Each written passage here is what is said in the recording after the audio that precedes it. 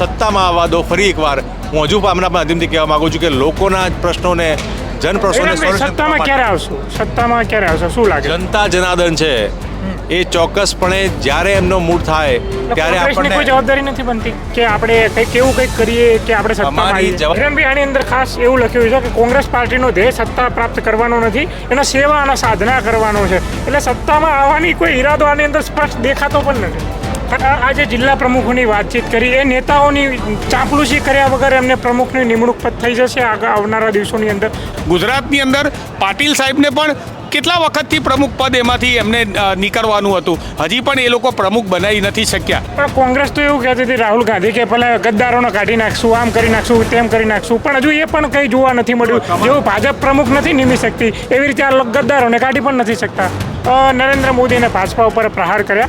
આ ભાજપા પર પ્રહાર કરવા માટેનું અધિવેશન હતું કે પછી કોંગ્રેસની અંદર કંઈક નવીનીકરણ આવે એના માટેનું અધિવેશન હતું? પણ અમારે તમારી પાસે એ જાણવું છે કે એવા ગધેડાઓ છે કોંગ્રેસની અંદર જે લાભ રહી રહ્યા હોય, ભાજપનો ફાયદો પહોંચાડી રહ્યા હોય, એવા ગધેડાઓ કે ઘોડાઓ અત્યારે કોંગ્રેસમાં છે ખરા? ગુજરાત કોંગ્રેસમાં જો પહેલાં તો ગધેડા શબ્દ છે અમારામાંથી કોઈ બોલ્યું નથી.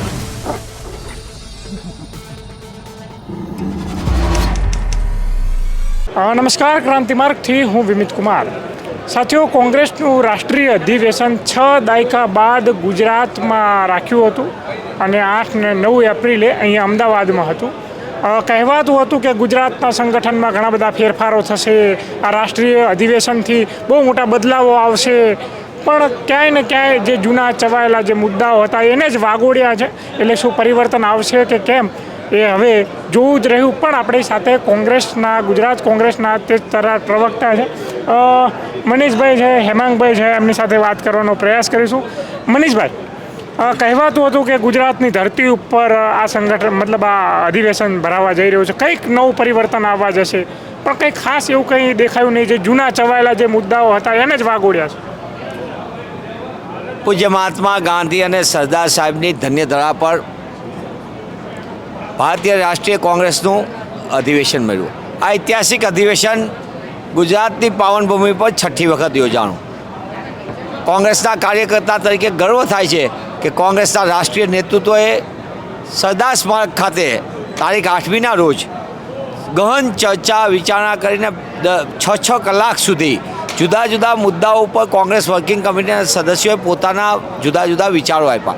આ વિચારોને ડ્રાફ્ટિંગ કમિટી આપેલા, એમાં ઇન્ક્લુડ થયા, ઘણી વસ્તુ બદલાવ આવ્યો અને જે કોંગ્રેસ વર્કિંગ કમિટીએ તૈયાર કરેલો બે રિઝોલ્યુશન આજે સાબરમતીના તટે અમારા રાષ્ટ્રીય અધ્યક્ષ આદરણીય મલ્લિકાર્જુન ખડગેજી, લોકનેતા અને લોકસભામાં પ્રતિપક્ષના નેતા સન્માનીય રાહુલજી, આદરણીય સોનિયાજી સહિતના વરિષ્ઠ નેતૃત્વએ જે રીતે ખુલ્લા મનથી સમગ્ર દેશમાંથી આવેલા એઆઈસીસીના ડેલિગેટો સાથે આ સંપૂર્ણ રિઝોલ્યુશનને સામે મૂક્યો અને સર્વાનુમતે પસાર થયું. આપ જે વાત કહી રહ્યા છો કે આમાં નવું નહોતું, આમાં સૌથી મોટું 140 વર્ષના કોંગ્રેસ પક્ષના ઇતિહાસમાં પહેલી વખત એવું બન્યું છે કે અધિવેશનની અંદર દેશ માટેના તો ઠરાવો મુકાય, દેશમાં કઈ રીતે જનતાને ન્યાય આપી શકાય એ તો મુકાય, પણ જે રાજ્યની અંદર એક રાજ્યનો સંપૂર્ણપણે ઠરાવ મુકાય અને એ પણ ગાંધી સરદારની ભૂમિ ઉપરના ઐતિહાસિક અધિવેશનમાં. મને એમ લાગે છે કે આ ઐતિહાસિક ઘટના એટલા માટે આ ગુજરાતીઓ માટે ઐતિહાસિક ઘટના છે. કોંગ્રેસ પક્ષના દરેક અધિવેશનમાં હંમેશા જનતાને કેન્દ્ર સ્થાને રાખવામાં છે. મનીષભાઈ, તમે જે મુદ્દા જે કીધા એ તો તમે રોજ પ્રેસ કોન્ફરન્સ કરીને ઉજાગર કરો જ છો. એની અંદર આ જ મુદ્દાઓ છે, આના તમારા જ ઉઠાયેલા મુદ્દાઓને પ્રસ્તાવ સ્વરૂપે પાસ કર્યા છે, પણ નવું કાંઈ એમ જોવા મળ્યું નથી. એમ કહેવા સરસ મજાની વાત કહું છું, બહુ સારી વાત કીધી. આ વાત જ જે આપે પ્રશ્ન પૂછ્યો એમાં જ એનો જવાબ છે. નવું કાંઈ નથી. એનો મતલબ કે 30 વર્ષથી ભારતીય જનતા પાર્ટીના ભ્રષ્ટ શાસકો ગુજરાતને કેવી રીતે લૂંટી રહ્યા છે, કઈ રીતે લોકોને પરેશાની વધી રહી છે. વચન આપ્યું તો ખેડૂતોને આગળ વધારવાનું, ખેડૂતને ખેતી ગુજરાત અને હિન્દુસ્તાન કરી દીધું. ગુજરાતના ખેડૂત ઉપર 99,000 કરોડનું દેવું છે. ગુજરાતી જન્મે છે પૃથ્વી ઉપર પગ મૂકે એટલે 46,000ના દેવા સાથે એ બાળક પ્રથમ પગ મૂકે છે પૃથ્વી ઉપર, એ ગુજરાતી બાળક જન્મ લેતાની સાથે દેવામાં થાય. કુપોષણની સમસ્યા વધતી જાય અને ભાજપાના મળતિયા લોકો મલમસ્ત થઈ રહ્યા છે. એમના જે મળતિયાઓ છે એ ગોચરના ચડી જાય છે, એમના આખલાઓ ચડી જાય છે અને બિચારી ગાય માતાઓ એ પ્લાસ્ટિક ખાવા માટે મજબૂત બને છે. આ વાત જે તમે કીધી છે એ પ્રશ્નનો જવાબ જ છે અને એટલા માટે જ આ ઐતિહાસિક ઘટના છે કે કોંગ્રેસ પક્ષના સર્વોચ્ચ નેતૃત્વએ ગુજરાતની જનતાને પડી રહેલી મુશ્કેલી માટેનો વિશેષ ઠરાવ કર્યો છે. કહેવાતું હતું કે સંગઠનની અંદર ઘણા બધા ફેરફારો થશે, પણ એવી કોઈ વાતચીત થઈ નથી. 1 વર્ષ પહેલાં પણ રાહુલ ગાંધી આવ્યા હતા કે ભાઈ અમુક ગદ્દારોને હાંકી કાઢીશું, વચ્ચે પણ એવું કીધું હતું હાંકી કાઢીશું. ખાલી આ વાયદાઓ જ છે જે મોદીજી કરે છે. આપને જાણીને આનંદ થશે અને આપનું ધ્યાન પણ કેન્દ્રિત થશે.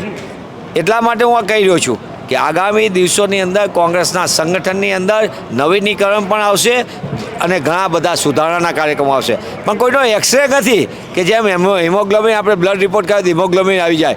કોણ કઈ પ્રકારનું છે સંસ્થા પોતે સંગઠનની અંદર બેસીને જેમ જેમ ઘટનાક્રમોની જે કોઈ આકલન થશે મૂલ્યાંકન થશે એના પ્રમાણે, પણ એટલું નિશ્ચિત છે જે કામ કરશે એને માન મળશે, જે કામ કરશે એને પદ મળશે અને સન્માન સાથે રાજનીતિમાં મૂલ્ય આધારિત રાજનીતિમાં કોંગ્રેસનો એક સૈનિક એ પોતે તમને જોવા મળશે.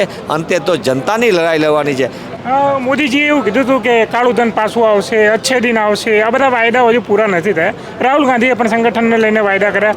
શું એવી રીતે જ પરિવર્તન લાવવા માંગે છે સંગઠનની અંદર?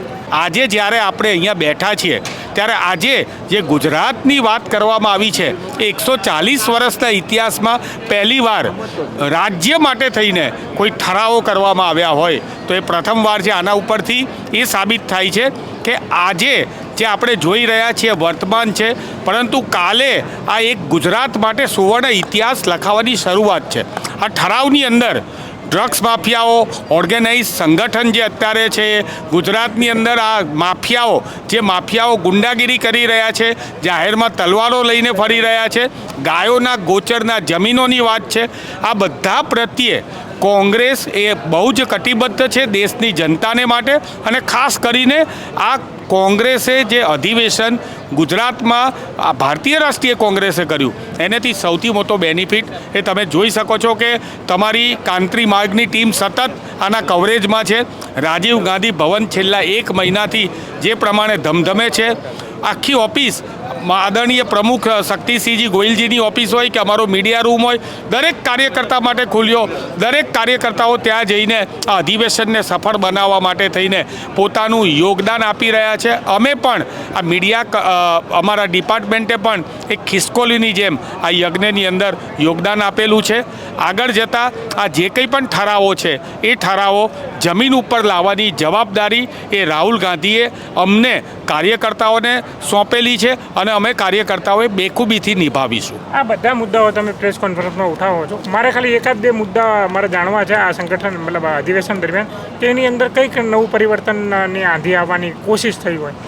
જો સૌપ્રથમ તો સૌથી પહેલી વાત, જિલ્લા પંચાયત એટલે કે જિલ્લા પ્રમુખો છે એમને એમ્પાવર કરવાની વાત થઈ. આ સૌથી નવી વાત છે ક્રાંતિ માર્ગના માધ્યમથી હું કહું છું.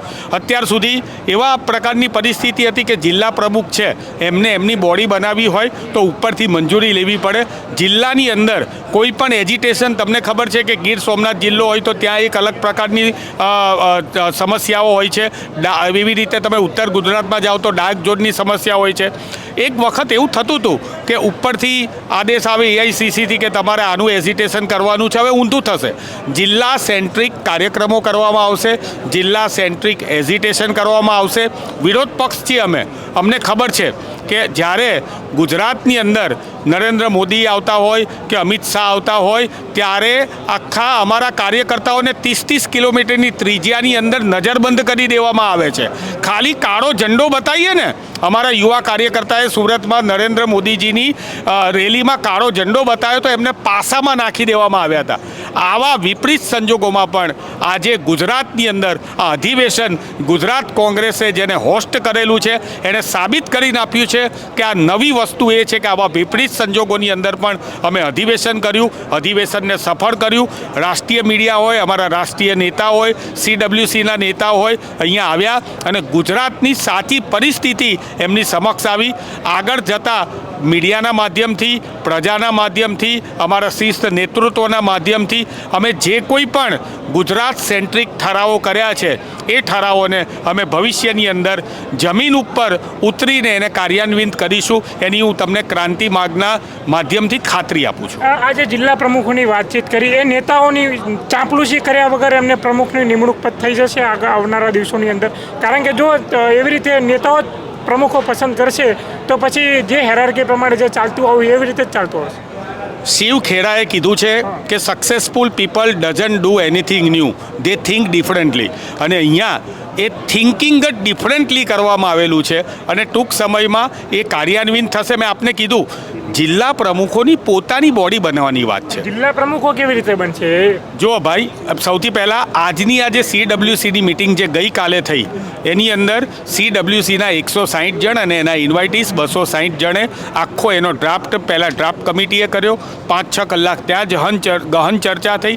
ત્યારબાદ આજે AICCના અહીંયા જે અમારા સમગ્ર દેશમાંથી આવેલા 3000થી વધારે જે અમારા AICCના મેમ્બર્સ છે એમણે આના ઉપર મોહર આપી છે. એટલે જિલ્લા પ્રમુખો જે છે એ જિલ્લા પ્રમુખો પાર્ટીની એક સિસ્ટમ છે.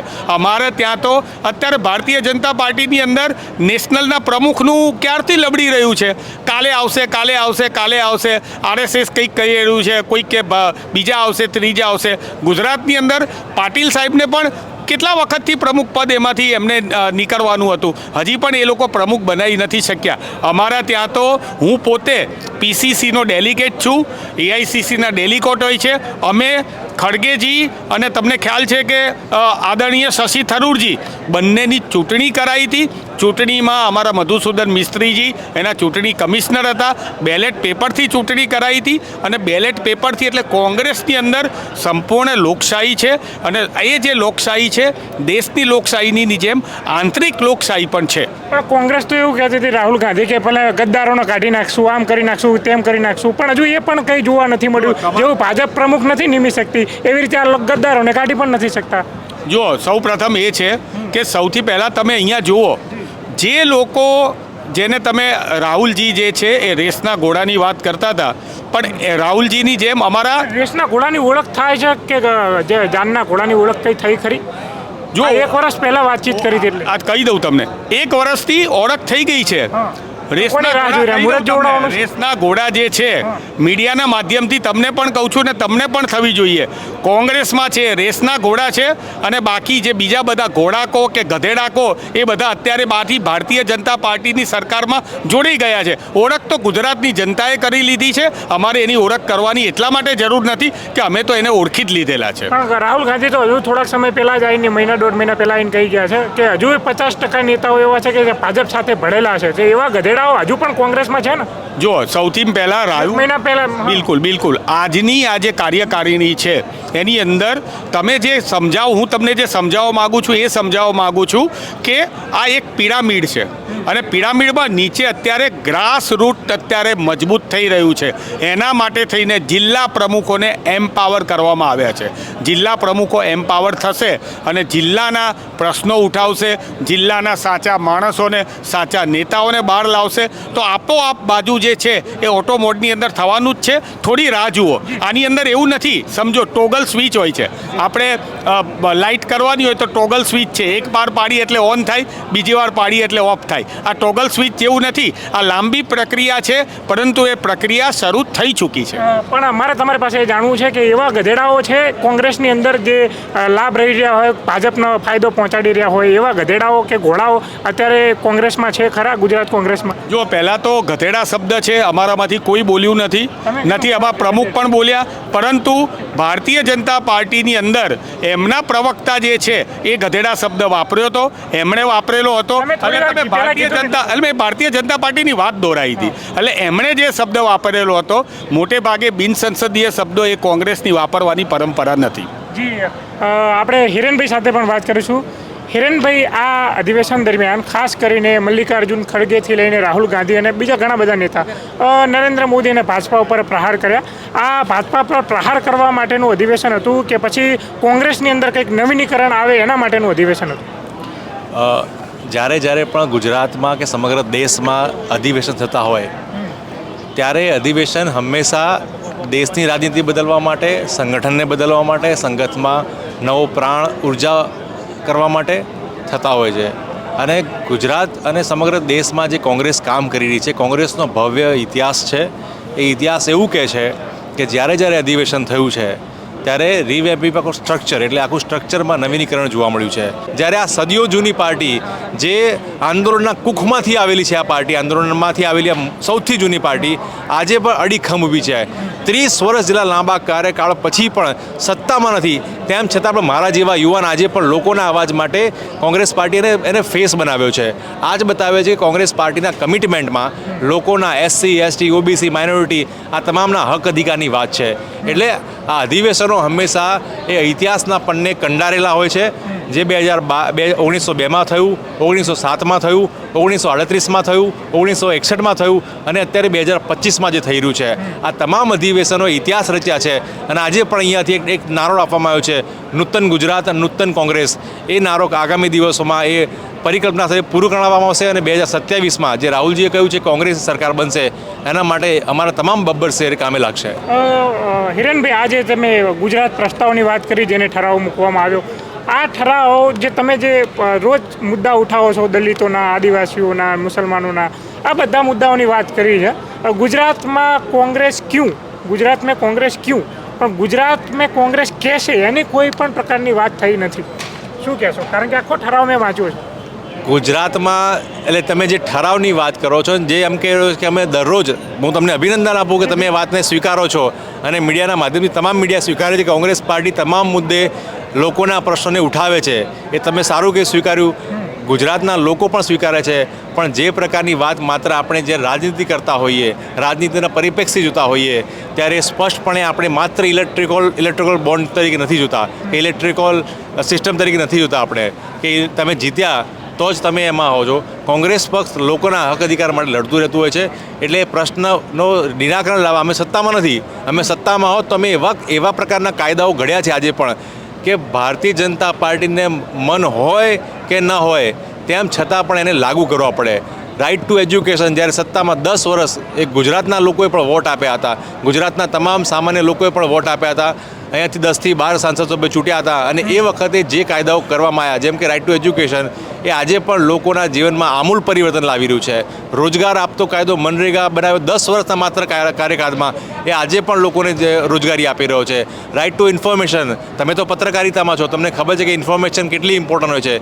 ઇન્ફોર્મેશન નહીં માત્ર તમારા એકલાનો અધિકાર કે નહીં કોઈ વ્યક્તિનો એકલાનો અધિકાર, તમામ સામાન્ય નાગરિકોનો પણ અધિકાર થાય એવો રાઇટ ટુ ઇન્ફોર્મેશનનો કાયદો એ માત્ર 10 વર્ષની કાર્યકાળમાં કોંગ્રેસ પક્ષે આપ્યો. એટલે સત્તામાં ત્યારે અમે સોલ્યુશન ચોક્કસપણે આપીએ. એનો મતલબ એવો નથી કે સત્તામાં ના હોઈએ ત્યારે સોલ્યુશનની વાત નહીં કરવાની. અમે ચોક્કસપણે અવાજ ઉઠાવતા રહીશું અને વાત કરતા રહીશું. સત્તામાં આવવા દો. ફરી એકવાર હું હજુ આપણા માધ્યમથી કહેવા માગું છું કે લોકોના પ્રશ્નોને, જનપ્રશ્નોને સત્તામાં ક્યારે આવશું? સત્તામાં ક્યારે આવશે? શું લાગે? જનતા જનાર્દન છે એ ચોક્કસપણે જ્યારે એમનો મૂડ થાય ત્યારે આપણને કોઈ જવાબદારી નથી બનતી કે આપણે કંઈક કરીએ કે આપણે સત્તામાં અમારી આવીએ? જવાબદારી જનતા પ્રત્યેની છે. જનતાના જવાબો, એ જનતાના પ્રશ્નોને ઉઠાવવા માટેની અમારી જવાબદારી છે. ઉઠાવતા રહીશું. એને જ્યારે એ દિવસ લાગશે કે આ લોકશાહીની એ જ પરંપરા છે. વિનીતભાઈ, આપને હું કહેવા માગીશ કે આ લોકશાહી જ્યારે સમગ્ર રાજાશાહીમાં હતી અને બ્રિટિશશાહીમાં હતી એ વખતે તો કોઈને પૂછવાની વાતની હિંમત નહોતી. આજે એ લોકશાહી મેં આપી છે એનો મને ગર્વ છે કે નહેરુજીને એક દાદીએ એમનો કોલર પકડી લીધો અને પૂછ્યું કે તમે તો આ દેશનું શું કરી નાખ્યું. ત્યારે નહેરુજીએ કહ્યું કે ભાઈ તમે પ્રધાનમંત્રીનો તમે ગિરેબાન પકડી શકો છો. એ દેશ તમને આપ્યો છે, એ લોકશાહી તમને આપી છે. એ લોકશાહી પર અમને આજે પણ ભરોસો છે કે કોઈ પણ વ્યક્તિ આ લોકશાહીના તંત્ર પર ઉપર બેઠું હોય, પણ જનતા જનાર્દન છે. જનતા જનાર્દનને ખબર પડે કે આ હિટલર બની ગયો છે, એના કાન પકડીને નીચે ઉતારશે અને જનતાની સરકારને ફરી ચૂંટણી લાવશે. હિરણભાઈ, આની અંદર ખાસ એવું લખ્યું છે કે કોંગ્રેસ પાર્ટીનો ધ્યેય સત્તા પ્રાપ્ત કરવાનો નથી, એનો સેવા અને સાધના કરવાનો છે. એટલે સત્તામાં આવવાની કોઈ ઈરાદો આની અંદર સ્પષ્ટ દેખાતો પણ નથી. ખાલી મુદ્દા ઉપાડવાના. તો સત્તામાં ક્યારે આવવાનું? કારણ લખ્યું છે સત્તા પ્રાપ્ત કરવાનો ઉદ્દેશ્ય છે જ નહીં. એ સ્પષ્ટપણે હું આજે પણ કહું છું, માત્ર સત્તા મેળવવાનો અમારો કોઈ ઉદ્દેશ્ય નથી. ફરી એકવાર તમારા માધ્યમથી કહ્યું, માત્ર સત્તા મેળવવાનો અમારો કોઈ ઉદ્દેશ્ય નથી. સત્તા એ વસ્તુ હોવી જોઈએ જે માત્ર સાધન છે, સેવા માટેનું સાધન છે. સત્તા મારી પાસે હશે તો હું ગરીબ, મધ્યમ, વંચિત, શોષિત તમામની હું રક્ષા કરી શકીશ, એમની સેવા કરી શકીશ, એમની સારી વસ્તુઓ મહુલ્યા કરી શકીશ. આજે લોકોના ઘરમાં જે બુલડોઝર ચાલે છે એની જગ્યાએ હું રબારી વસાહત, પત્રકારી વસાહત, અવકાશી વસાહત, આ તમામ પ્રકારની અલગ અલગ વસાહતો જે કોંગ્રેસે ભૂતકાળમાં બનાવી હતી એ બનાવી શકીશ. લોકોને રોજગાર માટે હું GIDC બનાવી શકીશ. લોકોના માટે હું RT એક્ટ લાવી શકીશ. લોકોના માટે હું જે ગામડે આજે પણ સરકારી શાળાઓ છે એવું બાંધી શકીશ. અત્યારે જે લોકો પાસે સત્તા છે એ શાળાઓ બંધ કરી રહ્યા છે, અત્યારે જે લોકો પાસે સત્તા છે એ હોસ્પિટલો બંધ કરી રહ્યા છે, અત્યારે જે લોકો પાસે સરકાર છે એ લોકોને હેરાન પરેશાન કરવાની કામગીરી કરી રહ્યા છે. એટલે આ સત્તા માત્ર સાધન છે, એ સત્ય છે. અને માત્ર ને માત્ર હું સ્પષ્ટપણે આપણા માધ્યમથી કહેવા માગું છું, કોંગ્રેસ પક્ષ પોતાની કામગીરી એ 1% ઉપર નીચે કર્યા વગર કરતી રહેશે. જી ધન્યવાદ હિરેનભાઈ. આ હતા આપણી સાથે કોંગ્રેસના ત્રણેય તેજ તરાર પ્રવક્તા. આ કોંગ્રેસ ગુજરાતનો પ્રસ્તાવ મૂક્યો છે આ અધિવેશનની અંદર. આ પ્રસ્તાવની અંદર જે પણ જૂના જે ચવાઈ ગયેલા મુદ્દાઓ હતા, SC ST OBCના હક અધિકારની વાતો, આ પ્રસ્તાવ ના મૂક્યો હોત તો પણ કોંગ્રેસે આ જે હક અધિકારની વાતો છે એ બધી કરવાની જ હતી. ખબર નહીં આ પ્રસ્તાવથી એવો તો કયો અલાદીનનો ચિરાગની અંદરથી જીન નીકળી જવાનું છે કે રાતે રાત પરિવર્તન આવી જવાનું છે. સંગઠન બદલાવવાની વાતો હતી, પણ કંઈ એવું કંઈ ખાસ અહીંયા ઉપજ એવું જોવા નથી મળી. બાકી તમને અમે આ બાયોની અંદર લિંક મૂકીશું આની PDF કરીને, તમે પણ વાંચી લેજો. શું લાગશે તમે અમને કોમેન્ટમાં જણાવતા જજો અને જોતા રહેજો ક્રાંતિ માર્ગ. ઇન્કલાબ જિંદાબાદ.